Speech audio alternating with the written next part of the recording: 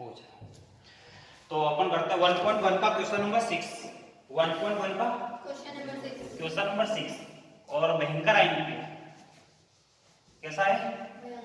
भयंकर आएंगे, भयंकर वाला, भयंकर वाला। तो करते हैं, मोस्ट इंपोर्टेंट है, लगा लो भैया 100-200 स्टार। मैं बोल रहा हूँ इसको, मैं इतना क्वेश्चन नंबर 6 फाड़ के रख लो जेब में और आईएमपी लिए घूमो। तो आईएमपी क्वेश्चन के बोले और क्या कर रहा है बेटा? आईएमपी क्वेश्चन 10th क्लास का आईएमपी क्वेश्चन मिल गया बेटा। बोले अरे हमने तो जाना स्टार्ट नहीं करा तो आईएमपी लिए घूम रहा। बोला ऐसे होता बेटा,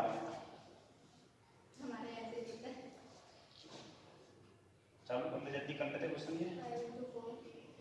ये गर्मी लगती है, वाल नहीं हुआ फैन नीचे वाला तो उनको गर्मी लगेगी। यही है बेटा, हमको बताना है कि ये कंपोजिट नंबर है या नहीं।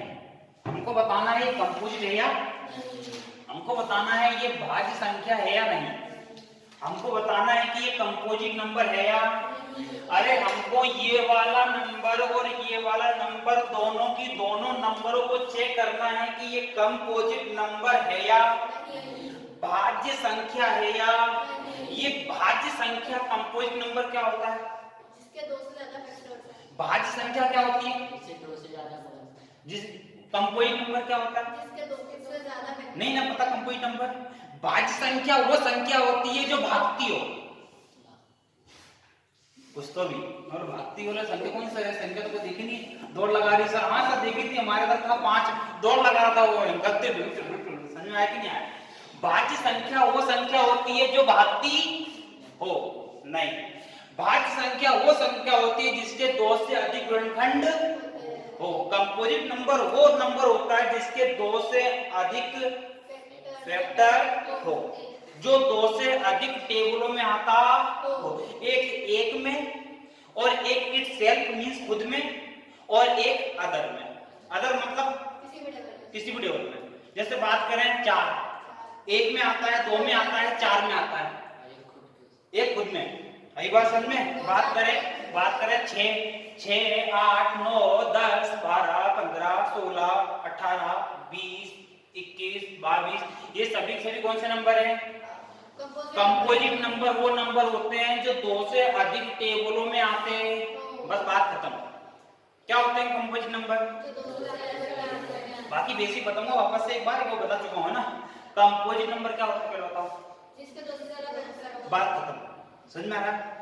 For example composite number start कहां से होते हैं? 4 से। कहां से? 4 से। समझ में है आपको? कहां से? 4 से। चलो तो पहला, इसको पहले ये बताएंगे कंपोजिट है कि नहीं, फिर ये बताएंगे कंपोजिट है कि। चलो शुरुआत यहां से करते हैं ना, शुरुआत यहां से लिखो। सिंस, चूंकि, सिंस 7, 11, 13 और 13। चलो भैया ध्यान से देखियो, इन दोनों में से कॉमन क्या हो रहा है? जवाब चाहिए 13। क्या बचेगा? 7, 11, 1 प्लस 1। समझ में आया कि नहीं आया? 1 कहां से आया? यूं। अरे भाई ये 13 बाहर चला गया। 13 के पारे में 13 कितनी बार में आता है? प्लस ऐसा का। ये 13 के पारे में 13 कितनी बार में आएगा? नहीं समझ में? 13 बन जाते हैं। अरे समझ में आया कि नहीं आया? आया कि नहीं आया? 13 के टेबल में 13 कितनी बार? ये 13 कितनी बार? यहाँ 2 13 थे तो 2 बार 1 आया। नहीं समझे? हेलो समझ में आया? पक्का? आगे बढ़े। चलो देखो भयंकर आईएमपी में बता रहा हूँ, है ना। देखो 7 का मल्टीप्लाई 11 में करो 77, 77 को में करो 70 प्लस 1 आपका 13 आपका 77 1 प्लस कर दो 78 13 आपका 78 के वेक्टर निकालो। नहीं मल्टीप्लाई करो, वेक्टर निकालो। 2 3 8 9 9 3 से 3 1 3 3 3 9 13 है ना। क्या क्या है हमारे पास? 2 3 और 13 2 3 और अरे कितने प्राइम वेक्टर आ गए इसके गिनो। 1 2 3 4। तो ये कंपोजिट है कि नहीं?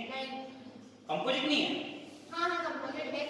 भाज्य संख्या है कि नहीं? हां भाज्य संख्या है कि नहीं? इसके कितने गुणनखंड है? दो से ज्यादा, उससे ज्यादा रहेगा। प्राइम फैक्टर है कि नहीं? भाज्य संख्या है कि नहीं? है ना? कैसे है? कैसे पता चल है? अरे कितने फैक्टर हैं? दो से ज्यादा। दो से ज्यादा है तो भाज्य संख्या है कि नहीं? कंपोजिट नंबर है कि नहीं? है ना? बस उतारो जल्दी उतारो। नीचे एक लाइन लिखेंगे,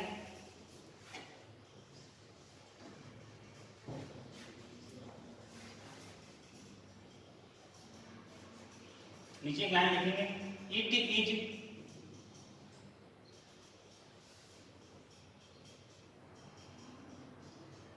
कंपोजिट नंबर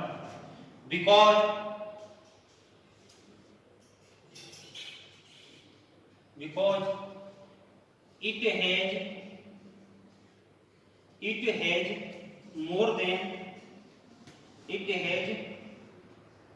more than कितने factor? 2 factor. Full stop. It is composite number because it has more than 2 factor. चूंकि लिख लिया हमने, चूंकि यह भाज्य संख्या है क्योंकि इसके दो से अधिक गुणनखंड है। चूंकि यह भाज्य संख्या है क्योंकि इसके दो से अधिक गुणनखंड है। चूंकि यह भाज्य संख्या है क्योंकि इसके दो से अधिक गुणनखंड हैं। चूंकि यह भाज्य संख्या है क्योंकि इसके दो से अधिक गुणनखंड है। नहीं समझे कहीं? समझी गया? पक्का?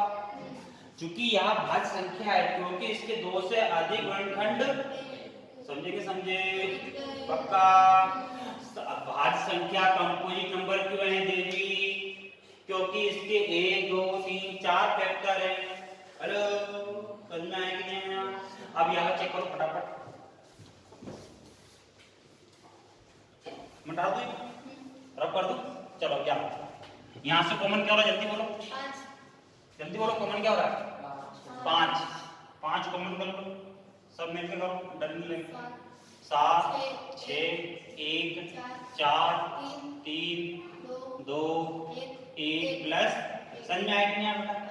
जहां जहां 5 है ना वहां कितना लिख देना? 1। कितना लिख देना?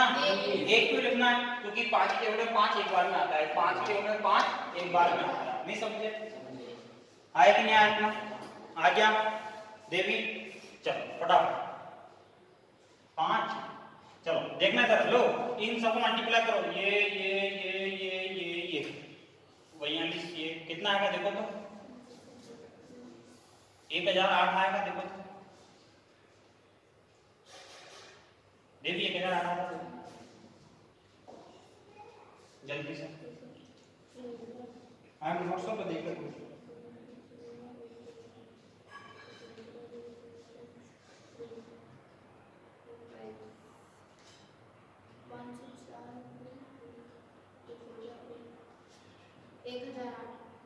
सही तो लिखा था 1008 है?